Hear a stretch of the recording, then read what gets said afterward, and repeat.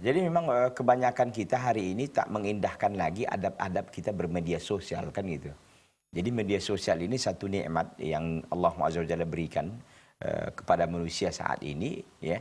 Ini mestinya disyukuri dengan cara apa? Menggunakan media sosial, jejaring media sosial ini ya dengan cara-cara yang diridhoi oleh Allah Subhanahu wa taala. Tadi seperti seorang wanita yang dicoba untuk dinasihati oleh Ukhti Aisyah tadi ingin mencari teman gitu. Suami Anda kan ada, itu jadi kita aneh gitu kan. Suaminya ada, jadi teman apa yang dicari gitu loh. Itu media sosial itu kan konsumsi publik gitu. Yeah. Itu bukan ranahnya privasi kan. Semua orang akan bisa gitu kan.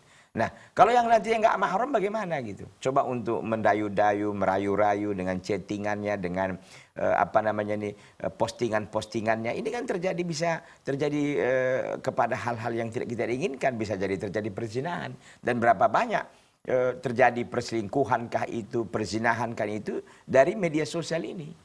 Ini kan menjadi biang apanya ya, biang induknya lah. Gitu ya. Kan masalahnya kan begitu, biang apanya lah, biang keroknya lah kita bilang begitu kan itu.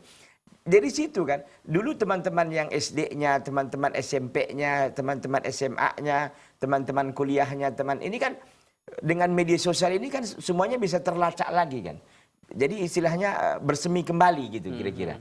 Nah, ini kalau orang-orang tak punya iman ini bisa lahan segar bagi mereka gitu untuk melakukan menjalin hubungan-hubungan yang tidak dibenarkan dalam Islam begitu. Jadi apa yang dilakukan oleh Ukhti Aisyah tadi sudah tepat. Sayangnya kan orang diberi nasihat bukan justru berterima kasih, justru nyeleneh gitu, justru ngeyel kan gitu.